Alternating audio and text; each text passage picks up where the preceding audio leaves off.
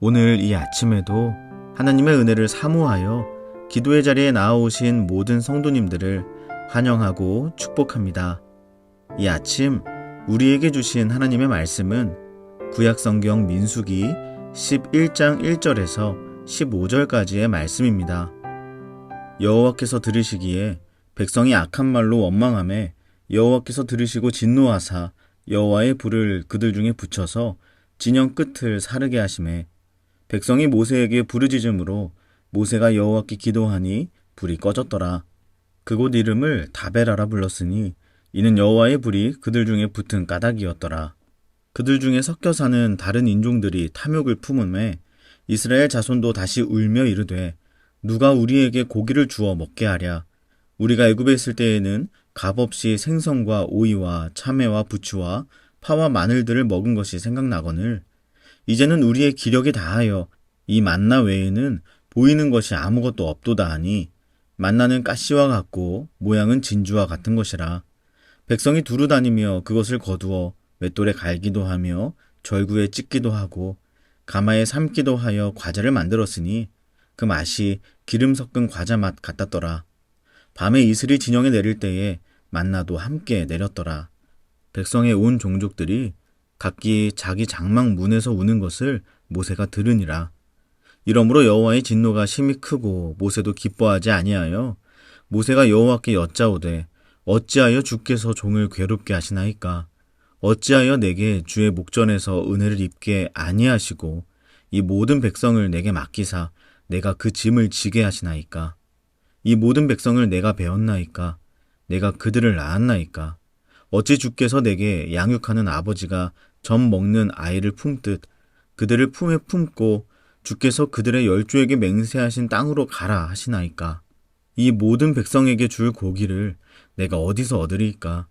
그들이 나를 향하여 울며 이르되 우리에게 고기를 주어 먹게 하라 하온즉 책임이 심히 중하여 나 혼자는 이 모든 백성을 감당할 수 없나이다.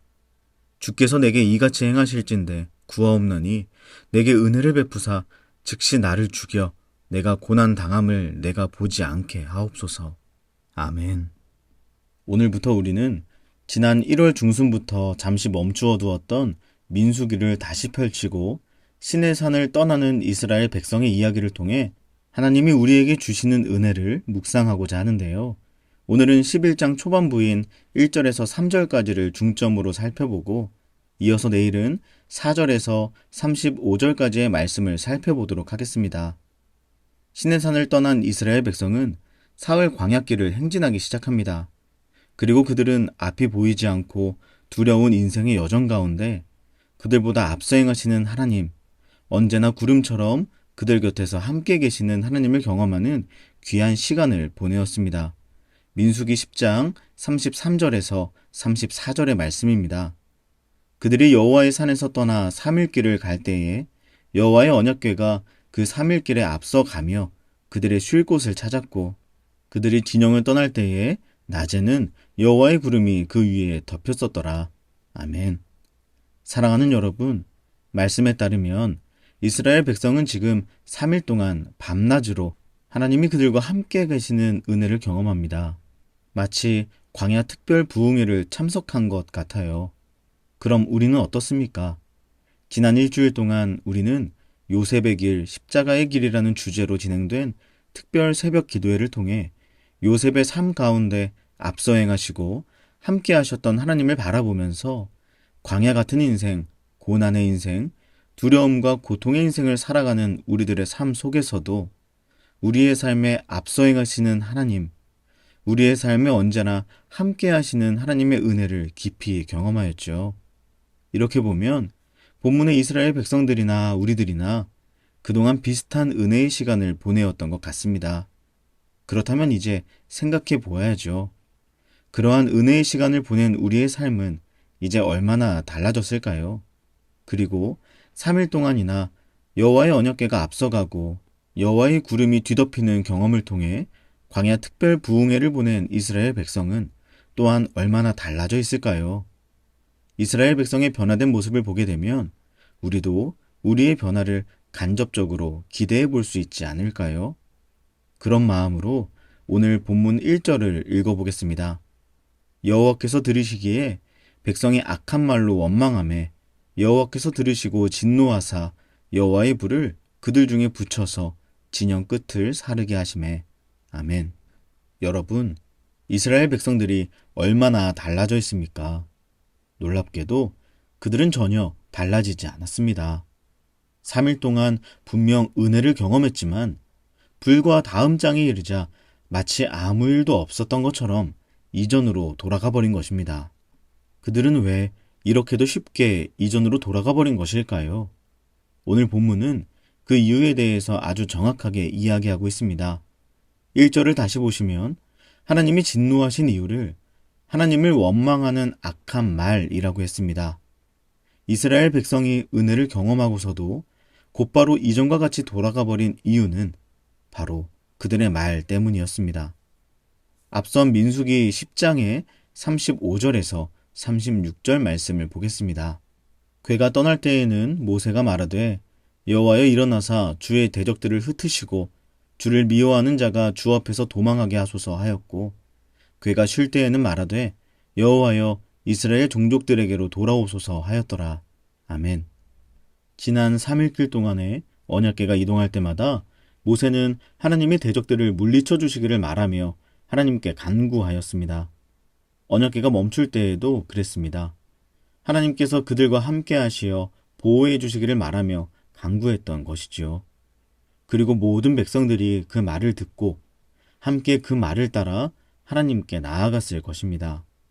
그렇다면 이제부터 그들은 이어지는 광야 생활에서도 그러한 삶을 살면 되는 것이었습니다. 모세를 통해 들려주신 말처럼 하나님만을 의지하고 함께 하시는 하나님을 바라봄으로 이제 그 말이 더 이상 모세만의 말이 아니라 모세로부터 들려진 말이 아니라 이스라엘 백성 그들의 고백이 되어지는 삶을 살아내면 되는 것이었지요. 그런데 그들의 말은 얼마 지나지 않아 다시 광야 언어로 돌아가 버린 것입니다. 그들이 더 이상 하나님을 향한 의지와 소망의 언어가 아니라 불평과 원망, 탐욕 섞인 악한 말, 다시 광야의 언어를 사용하며 하나님께 불손하게 나아가기 시작하자 하나님께서 진노하신 것이죠. 지난 한 주간 우리도 특별한 은혜의 시간을 보냈습니다. 담임 목사님을 통해 하나님의 말씀이 강단에서 선포될 때에 우리도 그 말을 듣고 함께 그 말을 따라 하나님께 나아갈 수 있었습니다. 그렇다면 이제 우리는 이어지는 광야와 같은 우리의 인생길에서 어떠한 삶을 살아야 하겠습니까? 특세 기간 동안 담임 목사님의 말을 통해 들려주신 말씀처럼 하나님만을 의지하고 나와 함께 하시는 하나님만을 바라봄으로 이제 우리에게 주신 말씀이 더 이상 그날의 말이 아니라 우리 삶의 고백으로 나타나는 삶을 살아내야 하는 것입니다. 우리의 입술을 통한 고백들이 다시 광야 언어로 불평과 원망, 탐욕의 악한 말로 돌아가지 않고 하나님을 향한 의지와 소망의 언어로 바뀌어야 하는 것입니다. 사랑하는 여러분, 오늘 우리가 가장 넘어질 수 있는 영역이 있다면 바로 말의 영역일 것입니다. 그러나 그것이 주는 영적 타격은 그 무엇과 비교할 수 없을 정도로 강력합니다. 모세의 말을 함께 듣고 나아갔던 이스라엘 백성들의 모습과 다시 광야 언어를 사용하는 그들의 모습을 보면 알 수 있지 않습니까? 말이 주는 영적 영향은 매우 크다는 것을 말입니다. 사랑하는 여러분, 오늘 이 하루 저와 여러분이 특세 기간 동안 주신 은혜를 잃어버리지 않고 더욱 깊은 은혜의 길로 나아가기 위해 말을 다스릴 수 있기를 바랍니다. 말의 문제로 인해서 다시 원래대로 돌아가지는 마십시오.